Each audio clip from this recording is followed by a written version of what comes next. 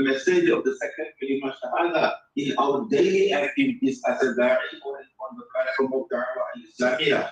Adur ilallah ala basiratin. Ala basiratin is the point here today. Is basira means insight. Insight knowledge, inner knowledge. Inner knowledge and inside knowledge is something is different from what we have today. For example, our time is only 7 minutes. For example, I would like to share with all my learned brothers and sisters today. We are introducing a tree, just a tree, a mango tree to the people. So we can talk about the tree, its branches, its leaves, its geographic, everything according to nutrition value, according to all and everything. You can talk about the tree as an introduction point to the people, those who are willing to listen from us about what is tree. But at the same time, who knows about the roots of the tree? Who knows about the roots of the tree? The explainer doesn't know about the roots of the tree. There are many roots. And the functions of the roots also the explainer is not willing to explain, neither he doesn't know. So, basira, ilm and basira are two different faculties. Ilm is normal, everyone can accept it, everyone can grasp, everyone can achieve. But basira is a blessing of Allah, it's a rahmah of Allah. And that blessing, inshallah, only accepted by the chosen people, subhanallah. That is the reason today I would like to share with all of you, my brothers and sisters. Every one of us actually chosen people.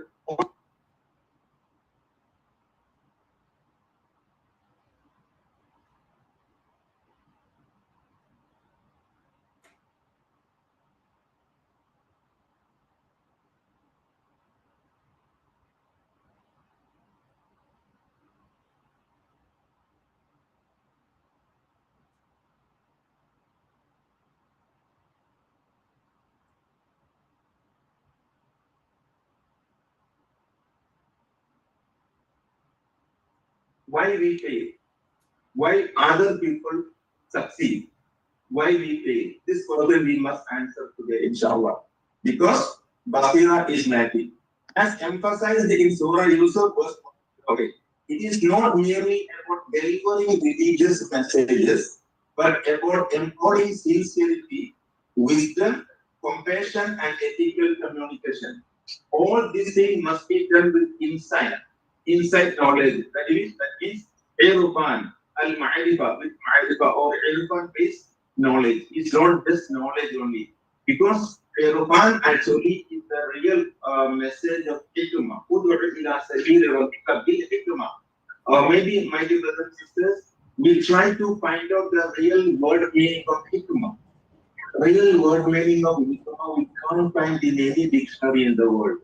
Hikmah. Hikmah is an inheritance or inherited property from the manhaj of 124,000 prophets according to the time, their manhaj, the tariq or sunnah, or inshallah. So where society is shaped by digital distractions, pluralism and moral uncertainty, Dakwah requires an holistic approach that touches both the heart and the mind. Heart and mind is very important in the missionary work. Subhanallah. This study seeks to respond to these challenges by offering a Quranic and prophetic framework rooted in all spiritual principles. That is, قُلْ هَٰذِهِ سَبِيلِي أُدْعُو إِلَى اللَّهِ عَلَىٰ بَصِيرَةٍ أَنَا وَمَنِ اتَّبَعَنِي وَسُبْحَانَ اللَّهِ وَمَا أَنَا مِنَ الْمُشْرِكِينَ. This ayat I am submitting to all my learned brothers and sisters to recall again, to study again with the tafsir of Ahl Sunnah wal Jama'ah, inshallah. Now, objectives of this research study is aims to explore and articulate the core principles of Dakwah based on spiritual insight and anchored in Quranic and prophetic framework. We have to find out what is the Quranic and prophetic framework. Okay, the goal is to offer a strong foundation for dua, whether preachers or da'is or Dakwah workers in formulating communication strategies that are theologically grounded and spiritually enriching and responsive to contemporary challenges in a wise and transformative manner. Today, modern world is totally confused. Many Muslims are asking us, why do we do Dakwah? why I perform 5 times salah a day. There are people, many of them performing 5 times salah a day, every day, but they are not getting anything. Then what is the point we asking others to perform salah? And again they say there are millions of people or billions of people in the world. Out of them, maybe 1.85 billion population are Muslims. But what they have today?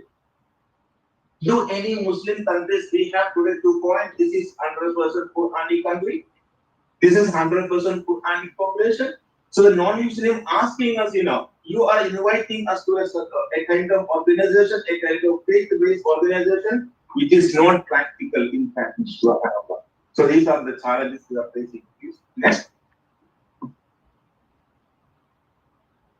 Methodology and shallow that you can study later and quiz later.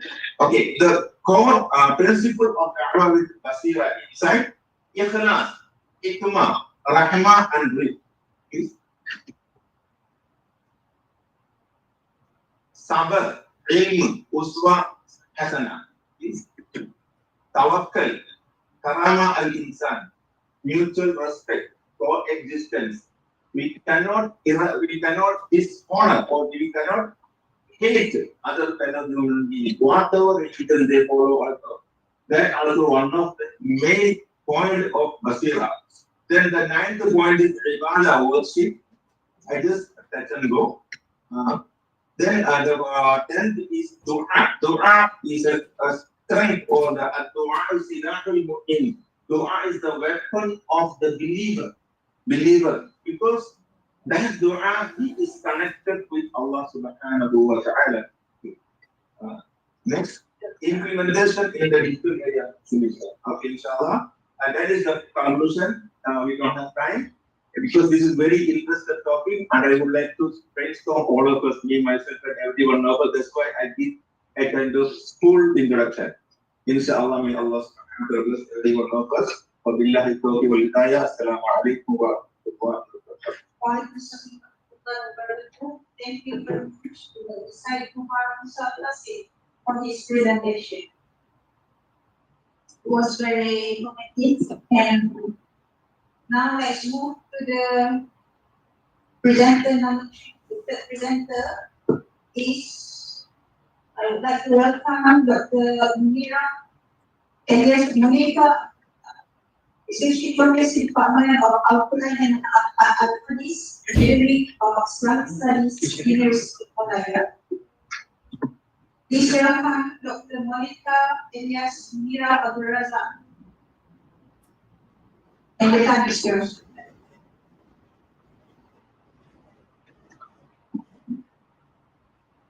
Assalamualaikum warahmatullahi wabarakatuh. Boleh dengar? Baik, tajuk saya ni berkaitan dengan impak sharing waktu.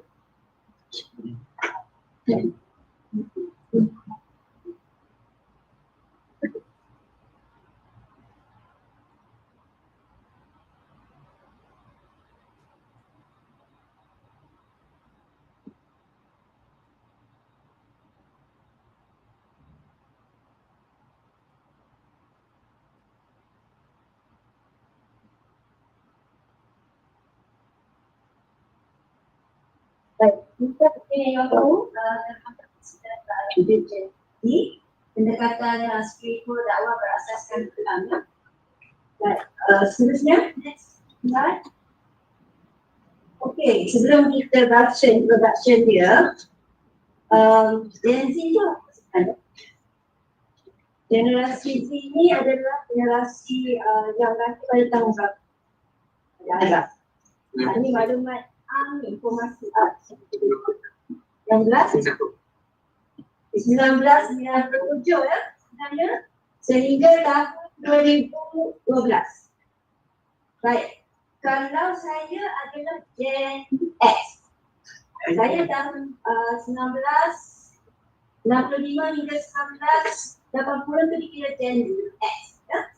Dan pertengahan generasi yang duduk di antara Gen X dan Gen Z adalah millennial, ya. yang lahir pada tahun 1981, 1996. Adakah kita semua dalam kategori itu? Ya kan?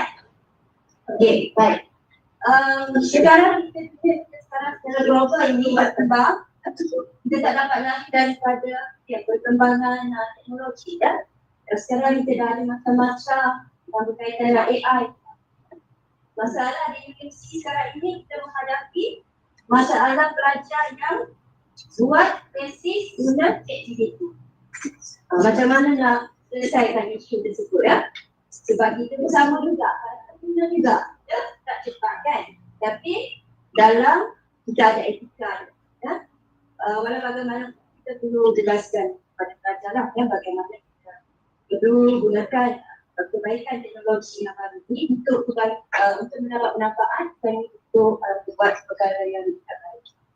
Okey, baik, dengan adanya perkembangan teknologi ini hidup kita semakin pantas ya, dan hidup kita semua nak cepat sehingga kan kita rasa ya akhirnya dunia hidup kita ini apa dia, rohani kita macam tak terjaga ya. Dapat buat kerja baik, ekonomi sembarang ya, tapi hidup kita tak bahagia, tak tenang ya. Kenapa jadi macam tu?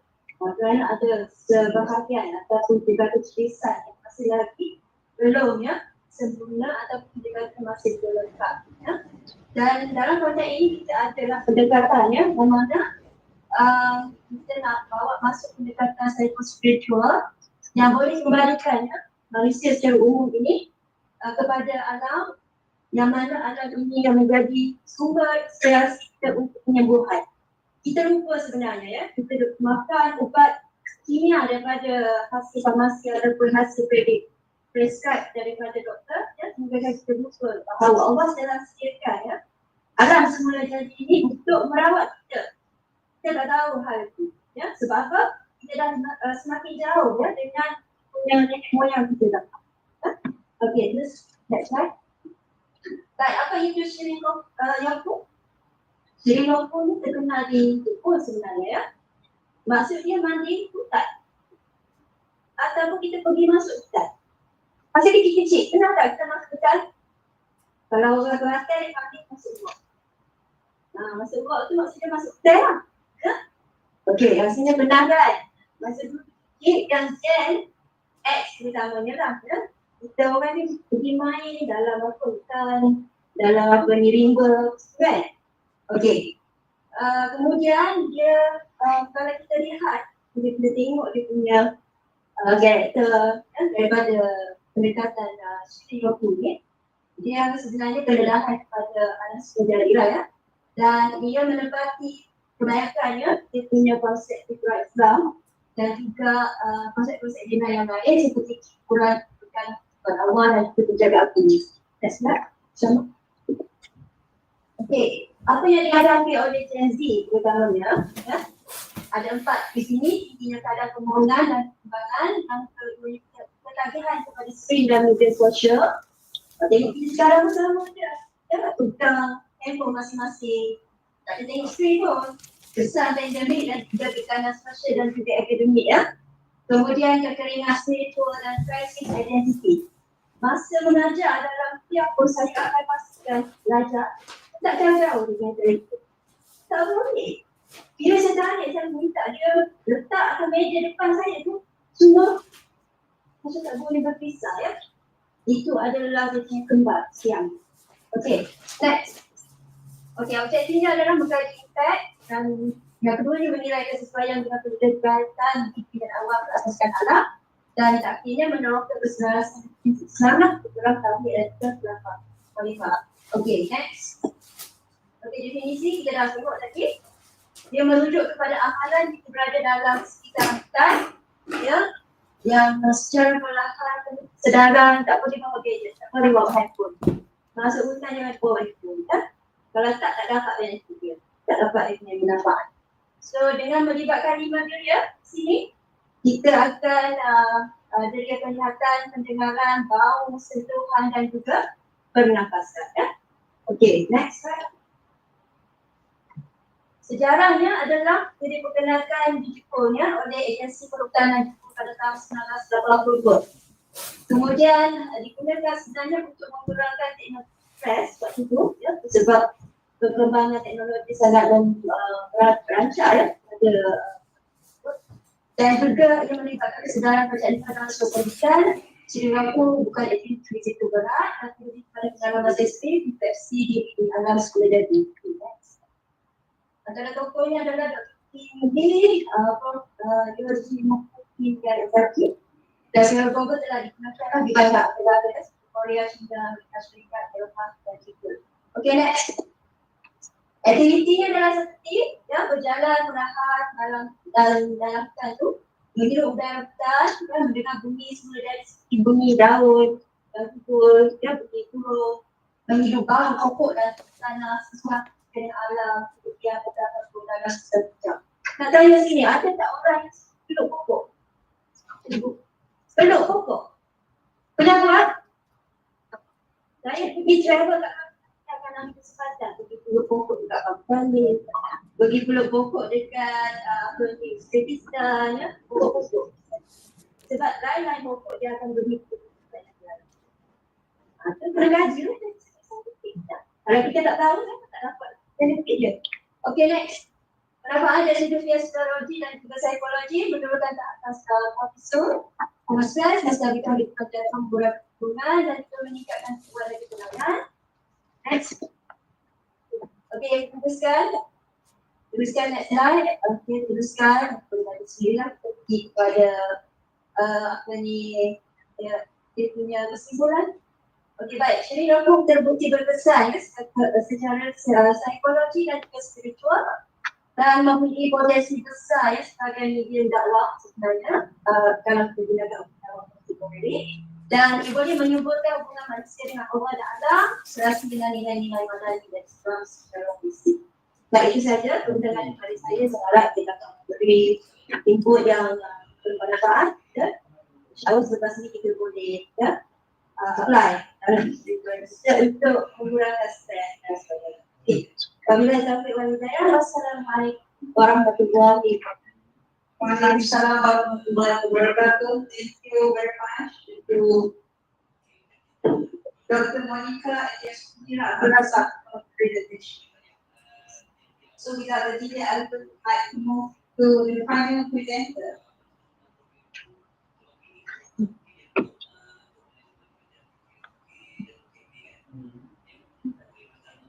I would like to introduce him. He is YB Wen Ahmad Faisal, Member of Parliament for Macam, former Deputy Minister of Malaysia-Japan. His title paper is Preliminary Reflection on Islamic Dakwah in Japan, Perspective from a Malaysian Lawmaker. Please welcome YB and the line is yours.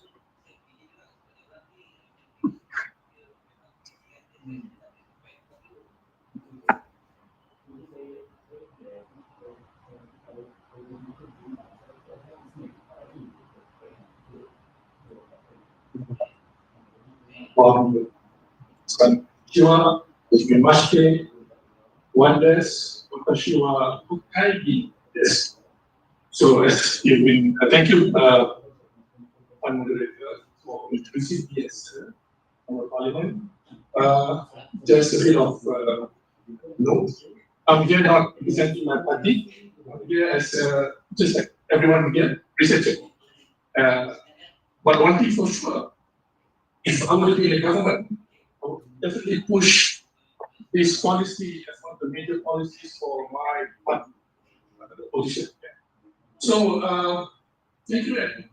Thank you for allowing me to present a very important report, which I have produced and even presented to some important figures, especially the Embassy of Japan, Ambassador himself. And supposedly this report or paper will be delivered to Yang Bahagia, Dr. Muhammad, who alhamdulillah celebrates his centurion age, alhamdulillah. And I was informed why we changed venue so many times because of him as well. There are certain people in the government who are quite sensitive when it comes to seeing there in the poster or even any other comment. So please bear with me as a poster. It is very right. The gist of my paper is very much my personal observation and also resulting from my recent engagement in Tokyo, courtesy of Dr. Hiroshi Kushimoto, who invited me to present to the lecture at the Soka University, where I attended Nikkei Forum in June. And during those 2 weeks sojourn in Tokyo, I have engaged a number of important politicians of Japan, and I presented my proposal on the need to wrap up or elevate Malaysia-Japan bilateral relationship in the name of Lubis policy. Why Lubis policy is important for Islamic Dakwah in Japan, as we all know, among all Muslim nations, the closest one to Japan is Malaysia. And by virtue of our historical experience in embracing Islam, our experience is very unique in the sense that Islam spread to Malay world not by war, but mostly through trade and a certain strand of Islam which is citizen. Yeah. So when we try to introduce Islam or help propagate Islam in Japan, I believe Malaysia and the Malay civilization has strong spiritual capital that might be more compatible and acceptable to Japanese people compared to other Muslim brothers from other nations. So because of we are also Easterners and closest friends, our Lubis policy that was institutionalized by Dr. Mahathir 4 years ago, and as testified by brothers from the CNC, has helped a lot to really bring and introduce Islam to Japanese society. Very good.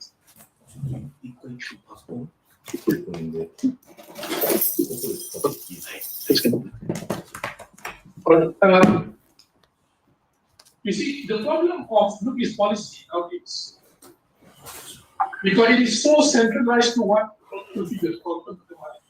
Yes, many other politicians or previous prime ministers like even now, Ibrahim, they all continue his good work. Nonetheless, the real understanding of this policy is still being, I would say, formed by Dr. When I interviewed him about his policy, the often dimension being emphasized by the Malaysian government is always the economic one. Whereas in actual truth, Dr. Mahathir produced Lubis policy as a panacea or the solution to his long diagnosis of the Malay problem in Malaysia, is the Malay dilemma. So according to Dr. Mahathir, in order for the Malays and the Muslims to be empowered, one has to learn from the Japanese and the Koreans on their work ethics, their moral philosophy. So Lubis policy originally was designed not only or solely for economic reason, but more importantly, as a way of intercultural exchange between Malaysia and Japan. But nonetheless, after almost 50 years already, the policy is instituted by the government of Malaysia. As a lawmaker, as a member of parliament, and as like many of you guys here, product of Lubis policy, I could see the trajectory of the policy has been waning, has become too limited, too confined to the economic dimension, which is not very good. Why? Because we lost the important dimension of human to human exchange. Yes. So when I read some of these politicians from the CDE party, and also I went to see the Nippon Foundation. One of the reasons why I brought this issue is because in order for us to continue good relation Malaysia and Japan, there must be a more comprehensive policy of bilateral relationship for the next 100 years.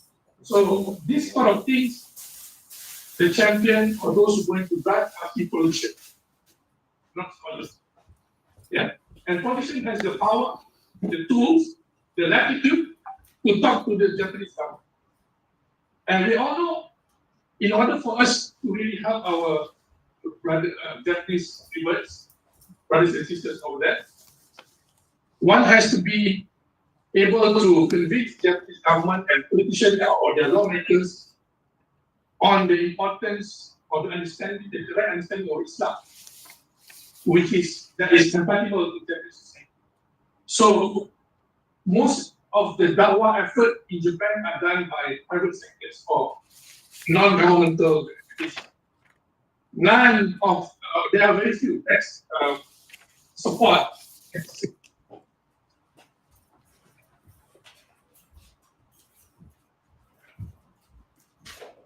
Okay, last one. So we went to see JMA with some of the parties advisors, and we try to understand what are the problem issues involving Japanese Muslims. And definitely lack of support and resources are some of the major issues that we as Muslim brothers and sisters from other countries that have more resources must step forward and help our brothers there and sisters so that they can practice their faith better, and their policy by the Japanese government will be able to be more, I would say, palatable to the Japanese Muslim, either indigenous Japanese Muslim or even the immigrant workers from our countries and other parts of the world. So, in short, the conclusion that I would like to put forward is very short conclusion. And more time, I will explain more. In short, if we want to see a growing Muslim society in Japan, we as Malaysians must latch on Middle East policy as our heads to do now. We sent 22,000 students for the past 40 years to Japan, but if the students do not mix and mingle with the Japanese, then unfortunately the people will start to develop a shared in the local settings. So we hopefully I have listed some recommendations in my paper, which I cannot explain here in time. Perhaps my role as politician, if I was part in Malaysian politics, I would be able to put more effort our scholars or NGOs to form better missions in Japan, but in a very proper way. Not typical Dakwah setting, but to me, more like intercultural, traditional dialogue. So that is my conclusion. And thank you. Hopefully, we can have some stages in the session. Thank you very much. Thank you very much to Wan Ahmad Fashal for the presentation and any experiences that we got from the job. Okay, I think we have come to the final, but we actually have some more minutes over the floor for the Q&A session. If anyone has a question, please raise your hand. 先生は大事で。先生の報告は、一番、And also the question is that we want to any present.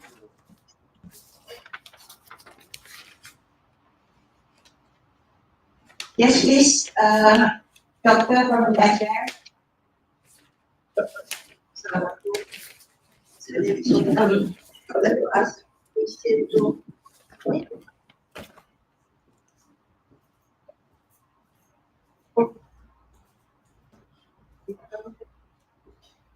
after the cases where the woman, Mu'ala, he already shut up. And then the boyfriend or spouse left. So how do you take your call? But I have to take this and then my solution back and start. Because yes, in Japan we have a lot of Mu'ala, But I would like to have a quantity of money. The after is I have to say, what are we going to do? Thank you very much. You, yes, this is the in the case of Malaysia, we have lots of places that I prefer to place down because of the very busy, but then my husband but in my case, being chef, it's not effective. It's actually very strong yang dependent on dalam hidup very small numbers of people. But I do not know that this is the real business and we need strategy and support them. This is a very good to build up. And then the rest is one of our people that they are ready. They do nothing. Most of them with one person in self of still thinking how to convince them to accept Islam. But they try to show the identity of Islam. So my thesis, I realized not hearing that. But in future, inshallah, try to look up, try to keep studying. Thank you so much. You hope that we answer your question.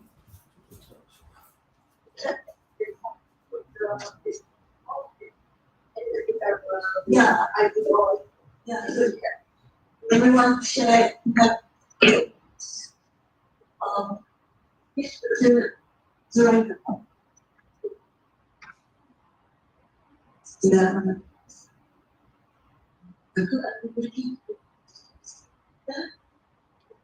Sorry, okay.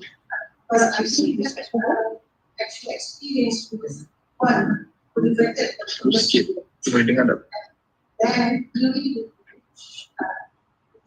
to get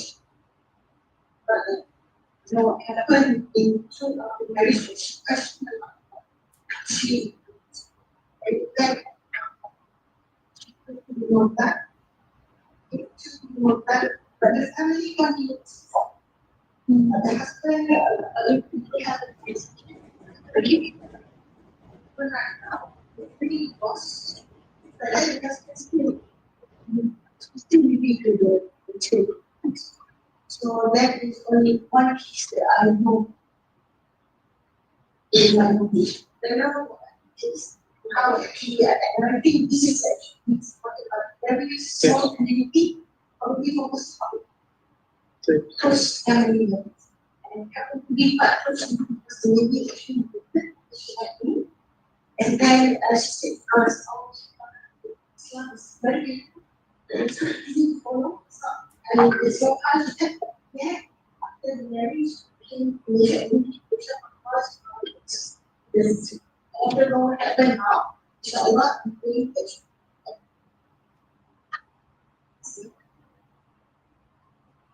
Thank you very much.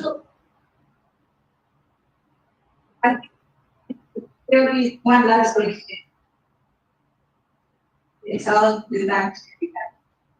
Another one last question? Anyone? It's fun.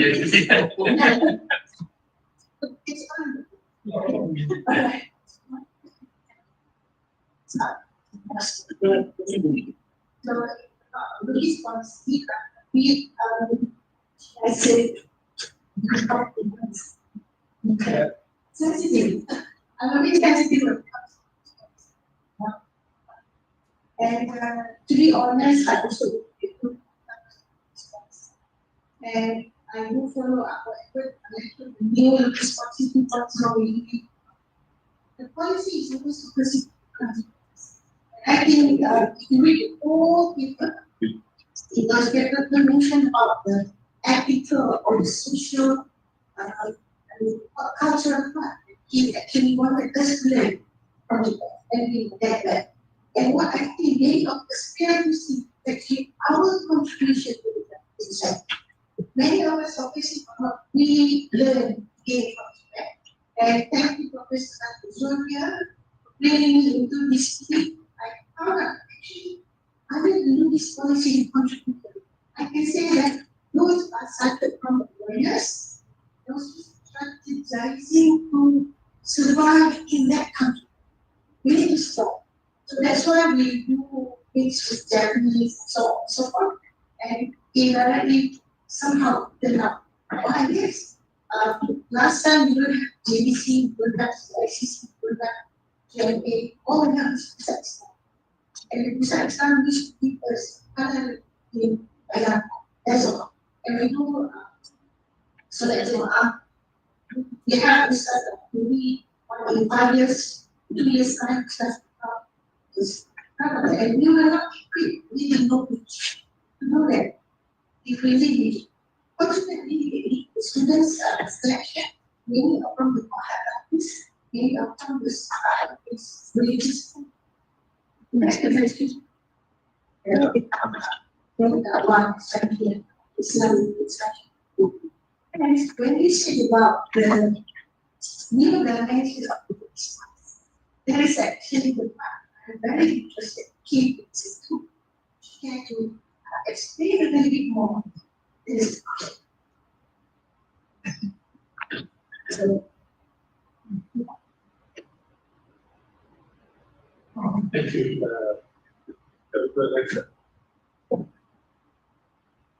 Just right there.